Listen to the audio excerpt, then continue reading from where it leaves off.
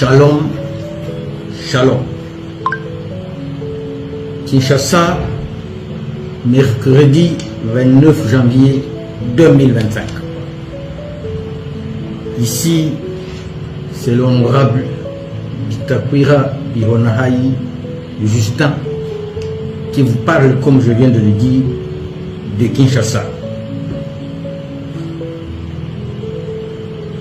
Nous suivons tous de très près ce qui se passe en République démocratique du Congo en général, dans le nord Kivu et dans le sud Kivu, pour ne pas parler de l'est de la République démocratique du Congo.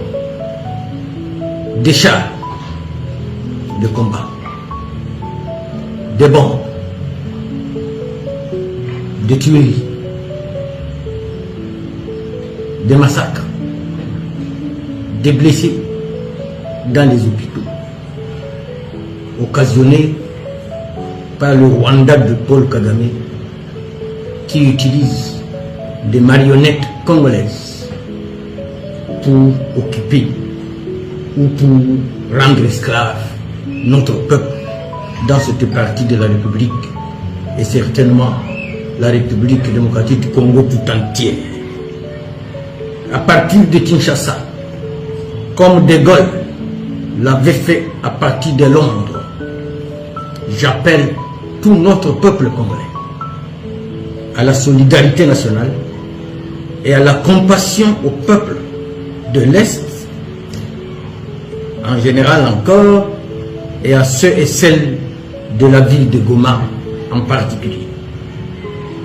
Je profite de l'occasion pour appeler à la résistance nationale, à la résistance populaire. Le cas de la ville de Goma n'est pas le premier. Kinshasa est tombé entre les mains de même Kagame en 1998 et il avait encore une fois coupé l'eau et le courant dans la capitale. Mais il avait quitté sous les pieds et il en sait quelque chose. Donc que personne ne vous intimide et vous dise que nous sommes et nous resterons sous occupation du Rwanda sur un seul mètre de notre territoire. Et ici j'appelle que maintenant il n'y a pas de place à la division. Nous tous, autour du président de la République, qu'on l'aime, qu'on ne l'aime pas, nous devons l'aider à corriger les erreurs du passé.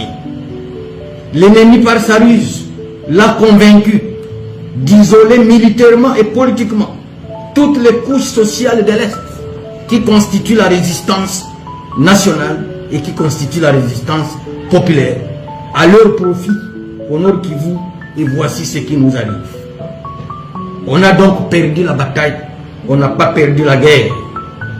Croisons les doigts, unissons-nous comme un seul homme, comme une seule femme et une seule jeunesse face à l'humiliation de tout un peuple et de toute une jeunesse par Paul Kagame et ses supplétifs.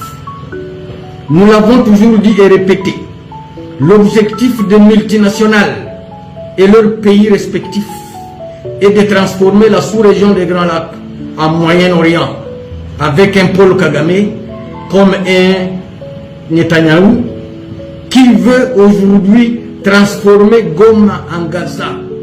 C'est inadmissible. Lèvons-nous et n'ayons peur de rien. Que ces chars, que ces bombes ne vous fassent pas peur. Il faut que les voix de ceux qui maîtrisent la question de la sous-région dans notre pays soient désormais entendues pour mettre fin à toutes ces humiliations à répétition.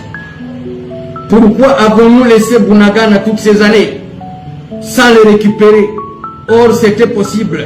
Et on était ici, on était unis et si on était compris. On ne peut boucher l'eau que par la source. Donc tout part par la prise de Bunagana.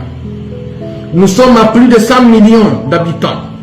nous pouvons avoir une armée même de plus de 2 millions d'hommes, tous les résistants y compris. Qu'est-ce qui nous l'empêche? Au président Félix Tshisekedi Tshilombo, avec tout nos respects et révérences, qu'il faut changer désormais les fusils d'épaule et compter sur toutes les intelligences et les énergies nationales. Ici, nous appelons tous au rendez-vous du salut de la nation, opposition, confession religieuse, société civile, fonctionnaires de l'État, majorité au pouvoir. Lèvons-nous, on a perdu la bataille et non la guerre.